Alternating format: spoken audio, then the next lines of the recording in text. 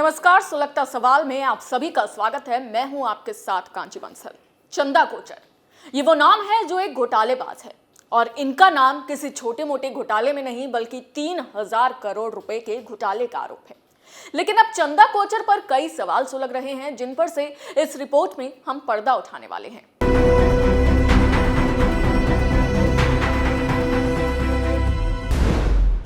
कौन है घोटालेबाज चंदा कोचर? दीपक कोचर का घोटालेबाजी से क्या है संबंध? 3,000 करोड़ के घोटाले का कैसे खुला खेल? आईसीआईसीआई घोटालेबाजी का क्या है मामला? चंदा पर क्यों चला सीबीआई का चाबुक? गिरफ्तारी तक कैसे पहुंचा मामला? इन सवालों के जवाब ने घोटालेबाज चंदा कोचर और उनके पति को बेपर्दा कर दिया है। सीबीआई ने शुक्रवार को आईसीआईसीआई बैंक की पूर्व एमडी और सीईओ रही चंदा कोचर और उनके पति दीपक कोचर को गिरफ्तार कर लिया है। चंदा कोचर पर मार्च 2018 में अपने पति को आर्थिक फायदा पहुंचाने के लिए अपने पद के दुरुपयोग का आरोप लगा था। मीडिया रिपोर्ट्स की माने तो आईसीआईसीआई बैंक ने वीडियोकॉन समूह को 3,250 करोड़ रुपए का लोन दिया था। वीडियोकॉन ग्रुप ने इस लोन में से 86% नहीं चुकाए। 2017 में इन लोन को नॉन परफॉर्मिंग असेट्स में डाल दिया गया। दरअसल चंदा उस कमेटी का हिस्सा रही थी जिसने 26 अगस्त 2009 को बैंक की ओर से वीडियोकॉन इंटरनेशनल इलेक्ट्रॉनिक्स को 300 करोड़ रुपए और 31 अक्टूबर 2011 को वीडियोकॉन इंडस्ट्रीज लिमिटेड को 750 करोड़ रुपए देने की मंजूरी दी थी। कमेटी का इस फैसले ने बैंक के रेगुलेशन और पॉलिसी का उल्लंघन किया था। एक समय ऐसा भी था जब चंदा कोचर का बड़ा नाम था। चंदा कोचर ने बैंकिंग सेक्टर में बड़ा नाम कमाया था। भारत सरकार ने चंदा कोचर को अपने तीसरे सबसे बड़े नागरिक सम्मान पद्म भूषण से साल 2011 में भी नवाजा था। राजस्थान के जोधपुर में एक सिंधी परिवार में पैदा हुई कोचर बेहतर शैक्षणिक माहौल में पढ़ी लिखी।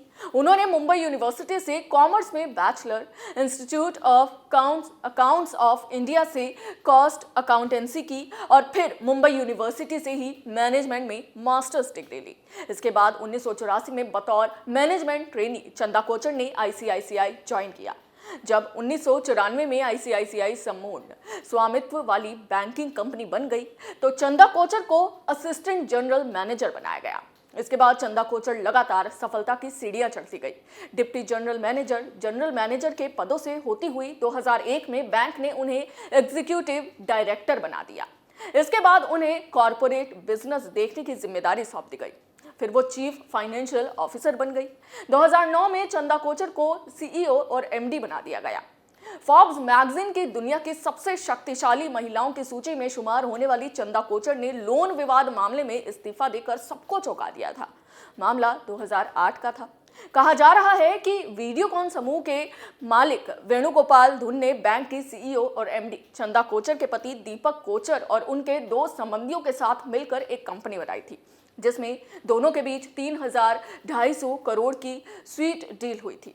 अब आरोप है कि 3,250 करोड़ का लोन दिलाने में चंदा कोचर ने मदद की, लेकिन इस लोन का 86% यानी लगभग 2,810 करोड़ रुपए 2017 में बैंक ने एनपीए घोषित कर दिया गया। आपको बता दें कि आईसीआईसीआई बैंक की सीईओ और मैनेजिंग डायरेक्टर रही चंदा कोचर पर पद का गलत इस्तेमाल कर वीडियोकॉन ग्रुप को लोन देने और फिर अनुचित तरीके से निजी लाभ लेने के आरोप हैं।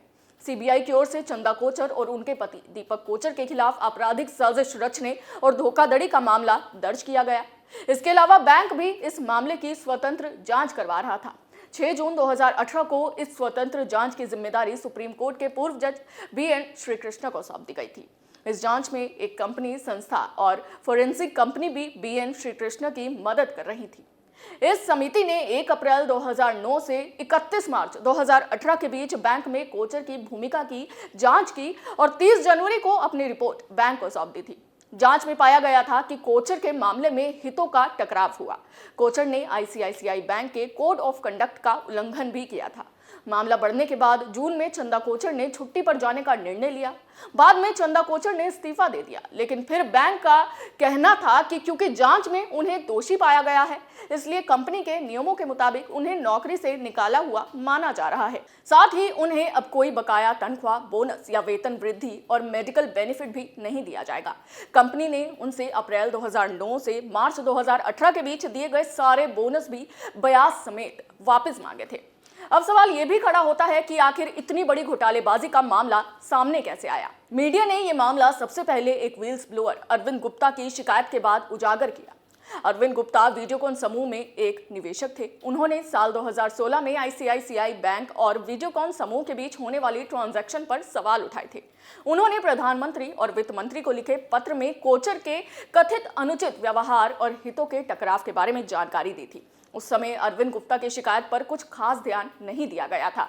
इसके बाद उन्होंने दीपक कोचर की ओर से साल 2010 में प्रमोट की गई कंपनी एनयू पावर रिन्यूएबल्स के बारे में और अधिक जानकारियां जुटाई। दरअसल चंदा कोचर पर कथित रूप से अपने पति को आर्थिक फायदा पहुंचाने के लिए अपने पद के दुरुपयोग के आरोप लगे। आईसीआईसीआई बैंक ने स्वतंत्र जांच कराने का फैसला लिया। बैंक ने 30 मई 2018 को घोषणा की थी कि बोर्ड व्हील्स ब्लोअर के आरोपों की विस्तृत जांच की जाए। फिर इस मामले की स्वतंत्र जांच की जिम्मेदारी सुप्रीम कोर्ट के पूर्व जज BN श्रीकृष्ण को सौंप दी गई। जनवरी 2019 में सुप्रीम कोर्ट की जांच पूरी हुई और चंदा कोचर को दोषी पाया गया। ये मामला इतना बढ़ गया था कि 4 अक्टूबर 2018 को उन्हें अपने पद से इस्तीफा तक देना पड़ गया था, जबकि चंदा कोचर का कार्यकाल मार्च 2019 में पूरा होना था। अप्रैल 2019 में सीबीआई ने इस केस को अपने हाथ में लिया और दीपक कोचर, वीडियोकॉन ग्रुप समेत कुछ अज्ञात लोगों के बीच हुए लेनदेन की शुरुआती जांच शुरू की। सीबीआई ने चंदा कोचर और उनके पति दीपक कोचर के खिलाफ आपराधिक साजिश रचने और धोखाधड़ी का मामला दर्ज किया। ईडी ने भी मनी लॉन्ड्रिंग एक्ट के तहत मामले की जांच शुरू की थी। इस साल के शुरुआत में ईडी ने चंदा कोचर, दीपक कोचर और उनके स्वामित्व और नियंत्रण वाली कंपनियों से संबंधित 77 करोड़ रुपए की संपत्ति कुर्क कर ली थी, जिसके बाद चंदा कोचर के पति दीपक कोचर को ईडी ने गिरफ्तार भी कर लिया था और अब सीबीआई की ओर से चंदा कोचर और पति पर भी सीबीआई का चाबुक चल गया है और धोखाधड़ी के मामले में उन दोनों को गिरफ्तार कर लिया गया है। अब आपको बताते हैं कि आखिर कैसे कॉलेज में बैच टॉपर रही चंदा कोचर आज इतने बड़े घोटाले के आरोप में सलाखों के पीछे पहुंच गई हैं। 1961 में राजस्थान के जोधपुर में जन्मी चंदा कोचर ने अपनी ग्रेजुएशन मुंबई के जय हिंद कॉलेज से की और फिर institute of cost accountants of India से कॉस्ट अकाउंटेंसी की पढ़ाई की। यहाँ उन्हें सर्वाधिक मार्क्स के लिए गोल्ड मेडल भी मिला। इसके बाद उन्होंने मुंबई के जमनलाल ब्याज इंस्टीट्यूट से मास्टर इन मैनेजमेंट स्टडीज की डिग्री ली।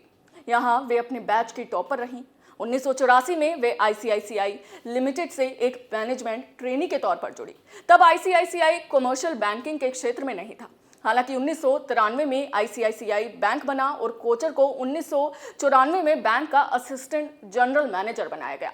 इसके बाद वो 1996 में डिप्टी जनरल मैनेजर और 1998 में जनरल मैनेजर बने। 1999 में वे बैंक का स्ट्रेटजी और ई कॉमर्स डिवीजन एक साथ देख रही थी। 2000 में बैंक ने चंदा कोचर की अगुवाई में रिटेल बैंकिंग में कदम रखा और 5 साल के अंदर देश के सबसे बड़े रिटेल फाइनेंसर में से एक बन गया। 2006 में उन्हें बैंक का डिप्टी मैनेजिंग डायरेक्टर बना दिया गया। इसके बाद 2009 में एमडी और सीईओ पद उन्हें सौंप दिया गया। साल 2012 में उनके पद पर रहते हुए वीडियोकॉन को लोन दिया गया और बाद में इलेक्ट्रॉनिक्स आइटम बनाने वाली वो कंपनी नॉन परफॉर्मिंग एसेट बन गई। इसी साल जनवरी में एक कंपनी ने पाया कि चंदा कोचर ने लोन पास करते वक्त बैंक के कोड ऑफ कंडक्ट का ख्याल भी नहीं रखा। इसके बाद कोचर को उनके पद से और कंपनी से टर्मिनेट कर दिया गया। कोचर के इस्तीफे को ही टर्मिनेशन फॉर कोज माना जा रहा था। सुलगता सवाल में आज के लिए बस इतना ही। नए मुद्दे के साथ आपके सामने फिर हाजिर होंगे। देखते रहिए कैपिटल टीवी। जय हिंद।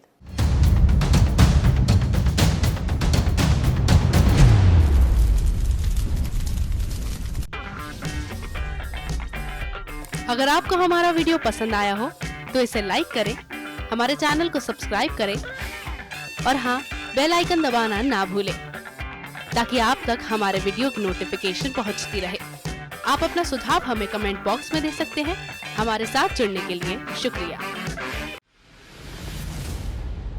मैं राजनीति करता नहीं, पर राजनीति को बहुत गहरे तक समझता हूं। मैं लोगों के बीच रहता हूं, लोगों के मन को अच्छे से जानता हूं।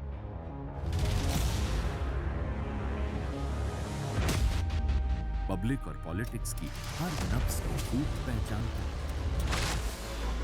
संघर्ष की सियासत से सत्ता के सिंहासन तक मैं हर खबर से खरा सच निकालता हूं।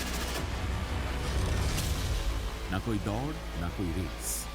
Capital B, Uttar Pradesh.